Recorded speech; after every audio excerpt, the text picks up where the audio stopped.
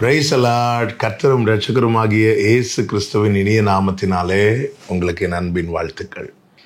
இந்த நல்ல நாளை காண செய்த தேவனுக்கு ஸ்தோத்திரம் உண்டாவதாக.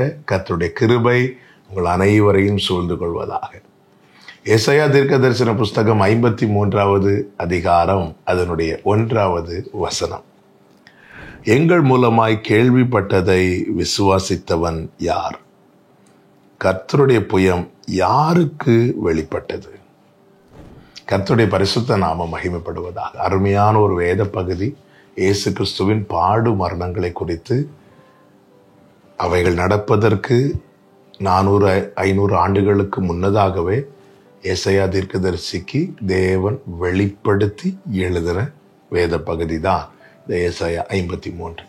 அதை ஆரம்பிக்கும் போதே எப்படி ஆரம்பிக்கிறாங்க அப்படின்னா, எங்கள் மூலமாய் கேள்விப்பட்டதை விசுவாசித்தவன் யார்?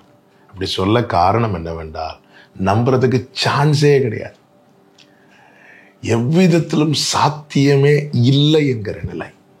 2வது வசனத்தை இப்படி ஆரம்பிக்கிறார்: இளங்கிளையை போலவும் வறண்ட நிலத்திலிருந்து துளிர்க்கிற வேரை போலவும் அவனுக்கு முன்பாக எழும்புகிறார். வறண்ட நிலத்திலெல்லாம் ஒரு வேர் துளிர் விடுமா என்பது சாத்தியமே இல்லாதது. இந்த நாளில் என்னை கேட்டுக்கொண்டிருக்கிற அன்பு சகோதரா சகோதரி, இப்படி சாத்தியமே இல்லை, நடக்கிறதுக்கு சான்ஸே இல்லை, இப்படிப்பட்ட ஒரு நிலையை மாற்ற வல்லவர்தான் ஆண்டவராகிய இயேசு கிறிஸ்து. அவருடைய பிறப்பை, அவருடைய வருகையை குறித்து சொல்லப்பட்ட காரியம் இது. இப்படி வாய்ப்பே இல்லை, நம்பவே முடியாது. இதெல்லாம் நம்பக்கூடியதா? இப்படிப்பட்ட ஒரு நிலையை என் தேவனால் மாற்ற முடியும். இயேசு கிறிஸ்துவினால் இதை சாத்தியமாக்க முடியும். பிலிப்பு நாத்தான்வேலை பார்த்து பேசும்போது நாத்தான்வேல் ஒரு கேள்வி கேட்பார்.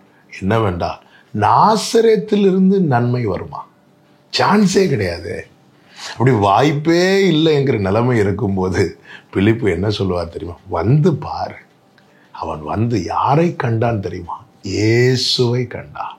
அவன் புரிந்து கொண்டான், சாத்தியமே இல்லை, வாய்ப்பே இல்லை என்கிற நிலையை இயேசுவால மாற்ற முடியும். இந்த நாளில் என்னை கேட்டுக்கொண்டிருக்கிற ஒவ்வொருவருக்கும், நீங்க யாரா இருந்தாலும் சரி, எங்க இருந்தாலும் சரி, வாய்ப்பே இல்லை, சாத்தியமே இல்லை என்கிற நிலையில் இருப்பீர்களே, ஆனால் இயேசு வந்தால் சாத்தியமாகும்.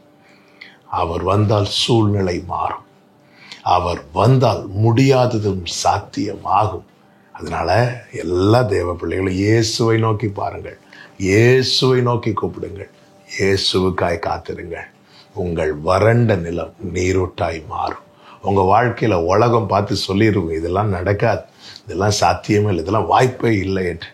இயேசு வந்தா எல்லாமே தலைகளாய் மாறும். அவர் பெரியவர், அவர் சர்வ வல்லவர், இவரே நம் கர்த்தர், இவருக்காய் காத்திருந்தோம், இவர் நம் எல்லா முகங்களில் உள்ள கண்ணீரையும் துடைப்பார்.